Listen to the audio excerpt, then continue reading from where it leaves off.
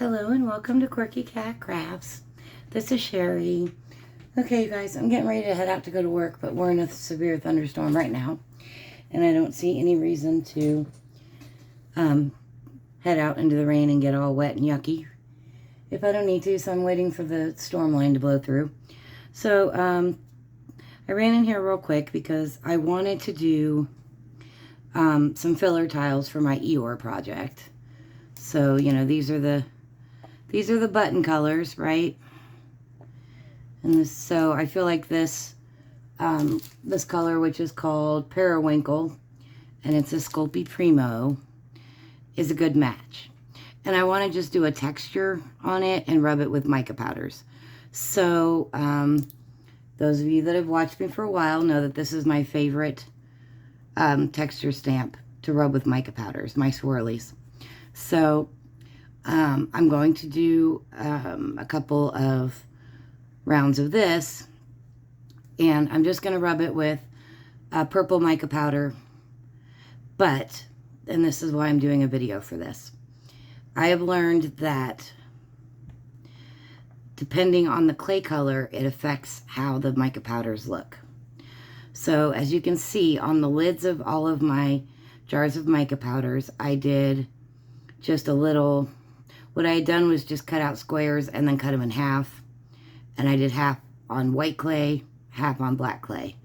A sample of the mica powders. So you can see how different they look on white clay compared to the black clay.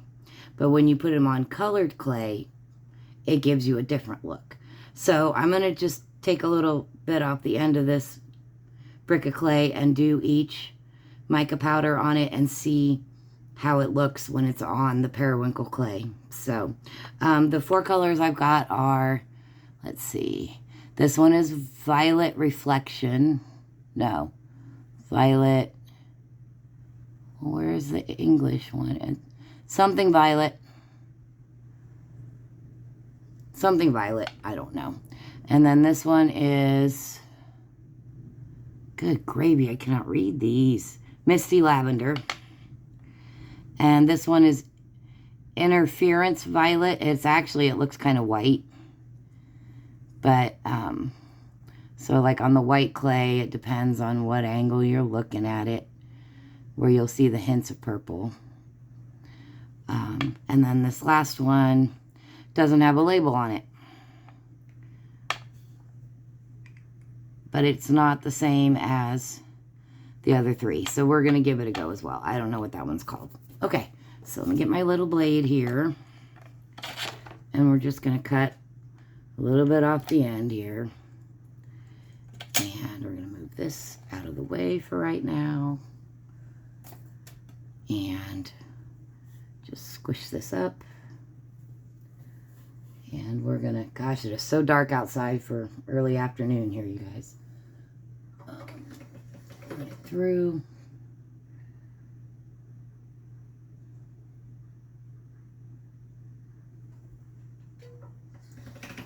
And then when I'm done with this, I'll just blend it back in with the clay I'm using because it'll blend in. So, all right, so I just got 4 little pieces of it here. Can you guys see this okay? Where's my...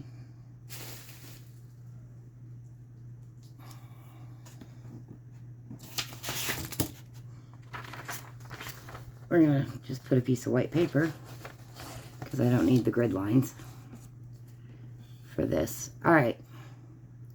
So, and let me make sure I'm zoomed out enough that you guys can see what's going on. Yeah, and actually I think I'm going to zoom in so you can see better.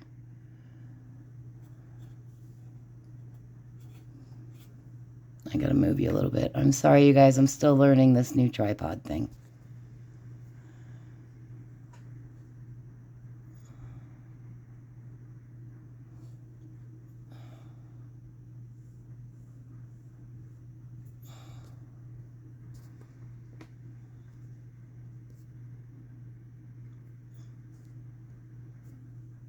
Okay. All right, so let's give each of these a try.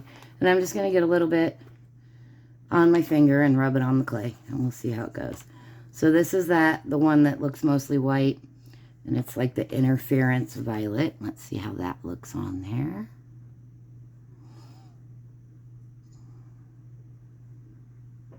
And I also want to kind of compare how it looks with Eeyore. So I'm kind of looking for one that looks a little more, I don't know, that one's actually good. I like that one. Okay, that's the first one. But you can see how it's different than the colors on the lid for the black and the white. Yeah, I learned this way back in the beginning when I was using it on, you know, pinks and purples and reds, clays, and I couldn't figure out why it was kind of looking odd colored. So, alright, and that's the one that doesn't have a color on it, doesn't have a label.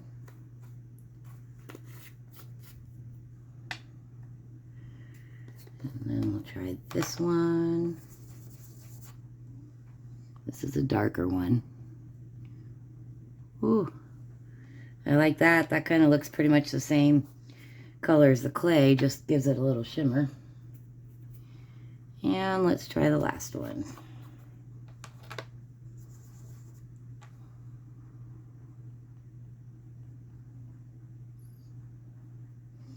And that one's a little more purpley. So,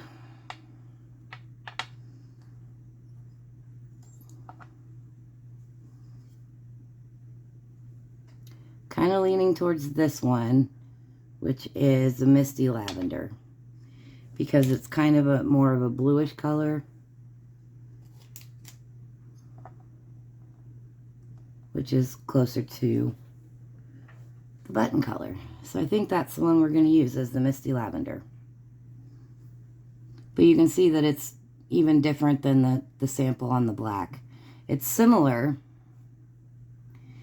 but it's just not quite the same. So, so the purpose of this video is to let you all know, when you're using mica powders on clay, depending on the clay color you're using, it's going to determine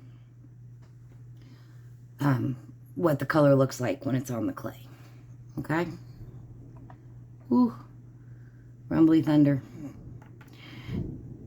Today is my Friday, so I'm not too overly concerned about, we're going to zoom out just a scotch, about getting a late start today. My coworker is, and he wanted to cancel for the day. And as you know, if he cancels, I get $75 for the day, but I lose out on like $200. And I told him, I said, you know, I've got like, you know, I just got done moving. We missed a day last week. If you remember, that was my last video. You know, I can't afford this. So I need you to be a team player and work today. And he's just griping because he's not going to get back till like 3 or 4 in the morning, but, and neither will I, but I'm like, but it's our Friday, so what difference does it make? So that's my point. All right, so I'm giving good firm pressure to get a really good imprint.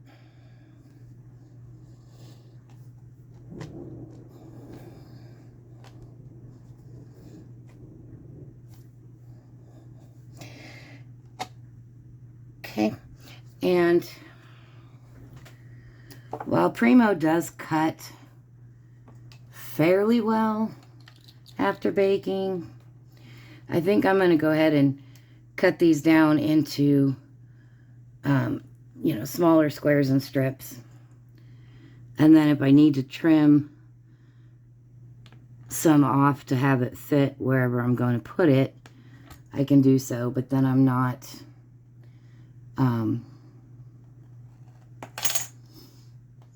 baking it as a full sheet like I normally would to cut down later, because I've learned, especially with this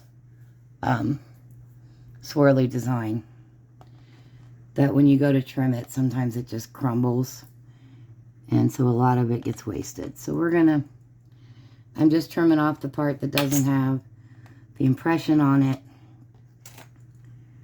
And then I'll do some squares and rectangles and strips here. So I'm going to get rid of the white paper because I actually need my grid lines now.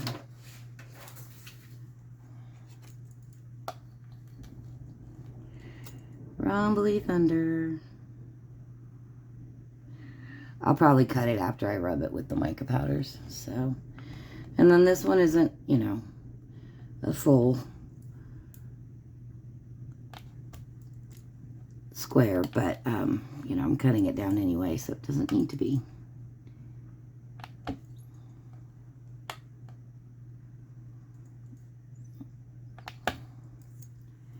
And then I'll run the extra through the machine and do another impression and go from there. So, all right, let's try and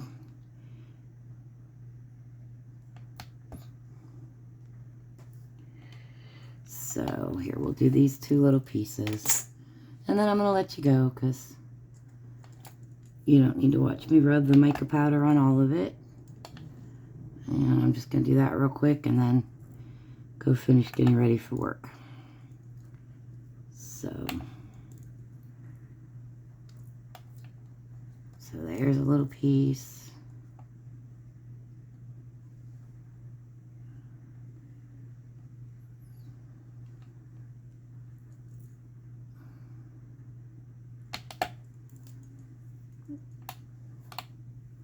Sorry, I know I'm too far down, but here, let me scoot it up.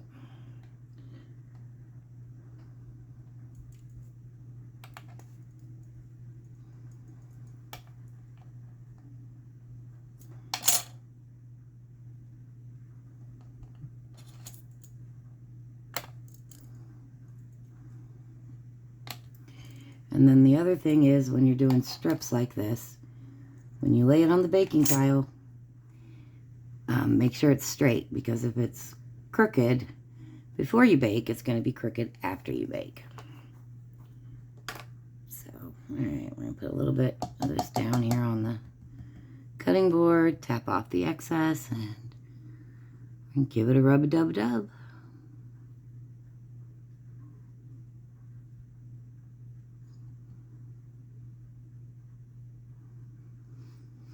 So it doesn't take much of this mica powder. I've had these mica powder sets for 6 years, and I still have plenty.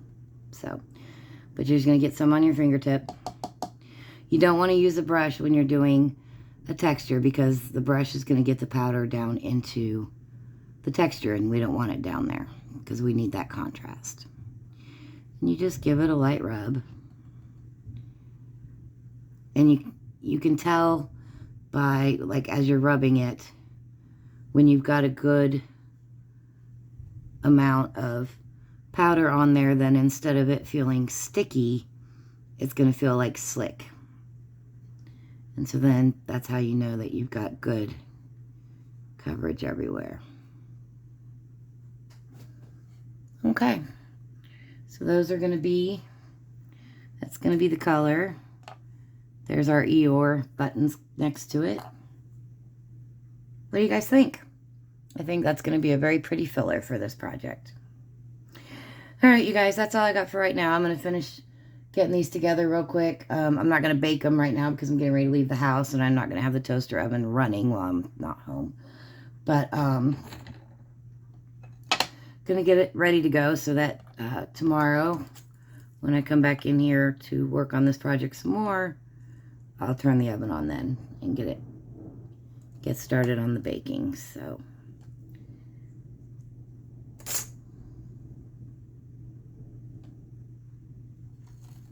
all right, you guys, and this is the clay pre-mica powder. So see, it just gives it a nice shimmer. I'm really excited for this project. I've missed you guys. I've missed being in here and creating. And like I said, I'm still not completely unpacked, but I was in withdrawal. I couldn't handle it anymore. I was like, no, I need to create. So that is what we're doing. So I'll see you guys later this weekend, and we will continue working on tiles for this project. All right, you guys, that's it for now. Thanks for watching.